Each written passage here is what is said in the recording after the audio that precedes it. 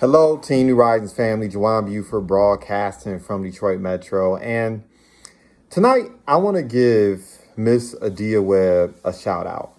And I know she's not expecting this at all, but it's okay because we have to learn how to give our leaders their flowers. So often, we just don't do that enough. And I'm not even going to go into the reasons why we don't do that enough in our community. But we need to do it more often. And so because of that, I'm going to give her flowers tonight.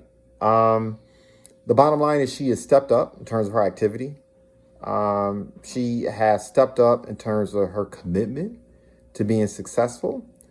And she's also stepped up in terms of her leadership. And what do I mean by that? Oftentimes when individuals are a part of organizations, they spend the majority of their time thinking about, well, what can the organization do for me? What can the leadership do for me? They never, I shouldn't say never, but very rarely do you find that individuals will actually ask, well, what can I do for the organization? How can I serve? Who and what do I need to become to help the mission be furthered, right? How can I position myself to be part of the rising tide? We know a rising tide lifts all ships, but you know what? Somebody's got to do the work. Somebody's got to put forth the effort, right? The systems, the tools, the strategy, the culture, what we put in place here, somebody's got to do it, right? And she made the decision to actually step up and be a part of that, right?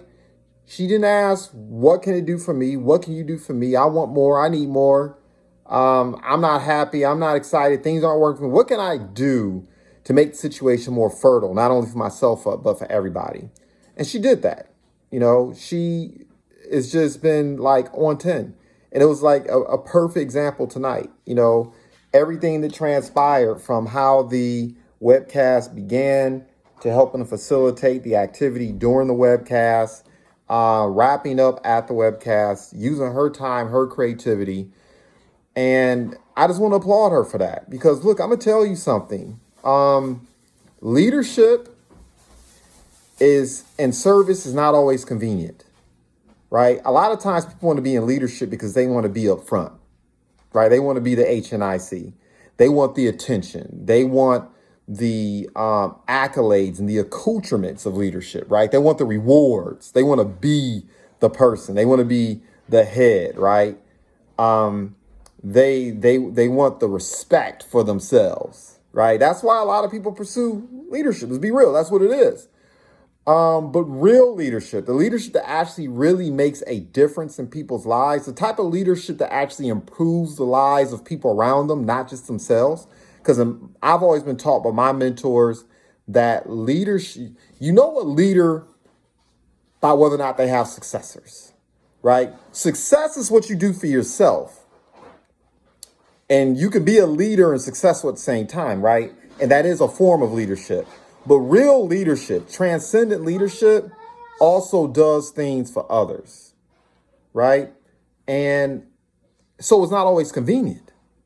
Accountability is not always easy, right? Being accountable to people other than yourself, right? Leadership has to be more than that. And so it doesn't seek recognition. Matter of fact, some of the greatest examples of service and leadership never receives recognition, right? Because servant leaders are oftentimes hurting and going through challenges and being in sunken places and oftentimes suffering in the dark. You just don't know it, right? We're smiling in the light, but we might be suffering and going through some real BS.com in the dark, but we smile anyway, right? Our legs underneath the water is like a duck, right? You ever watch a duck on the top of the water? It looks so peaceful and serene. It's just skating across the water. But underneath, it's, those feet are going a mile a minute. It's trying to get away from the predators and everything else, right? It's like, I got to hurry up and get across this body of water before the drama starts. And that's what leadership oftentimes look like, right? We're smiling. We're building. We're growing. We're helping. We're taking time away from our families oftentimes. and away from the things that we may want internally, selfishly, to be of greater service to others, because we realize that there's a bigger goal here and there's a bigger win to be had, right? For everybody, including the leaders themselves, right? So we're oftentimes smiling in the light because of that.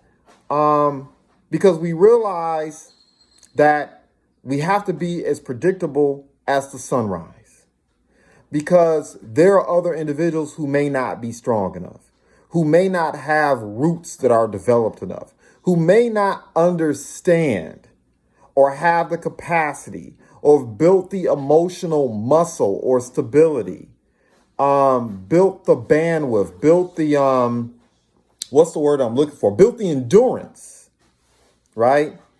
To weather the inevitable storms, because we know storms are inevitable, right? Whether you earn 20K a year or 20K a minute, you're not immune to death. No one's immune to death. No one's immune to disability. No one's immune to disappointment. No one's immune to heartache. No one is immune to pain. Just, it doesn't matter how much money you make, right? No one's immune. We all get our turn with the BS.com.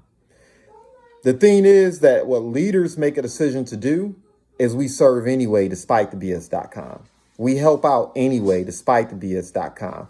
Because once again, we realize that we're serving a larger mission, right? It's not building one apple tree that will simply feed your family and those whom you love and care for. It's about creating an apple orchard where everyone gets to eat and there's plenty, right? You're not living in a space of scarcity and ill-temperedness and competition for competition's sake, right? Where the goal is simply not to build taller buildings, but to tear other people down, right? 'Cause some people, that's how they view competition. In order for me to win, you must lose. When what really needs to happen when you talk about competition and leveling up, it should be done in such a way where it actually levels up the playing field, right? It inspires, motivates, and sometimes forces other people to level up their game as well. That's a piece of leadership. And Ms. Webb has exhibited that. And so, look, a candle loses nothing by lighting another candle. I don't mind being that person to give Ms. Webb her flowers. And for those individuals who deem themselves leaders, or if you're falling underneath my voice tonight on this recording, and you're not a part of our organization, you're not, you're in a different industry. Hopefully this example doesn't fall on deaf ears, right? Because our society deserves a better type of entrepreneur. And Ms. Webb is that. So I'm giving her flowers tonight. Thank you, Ms. Webb.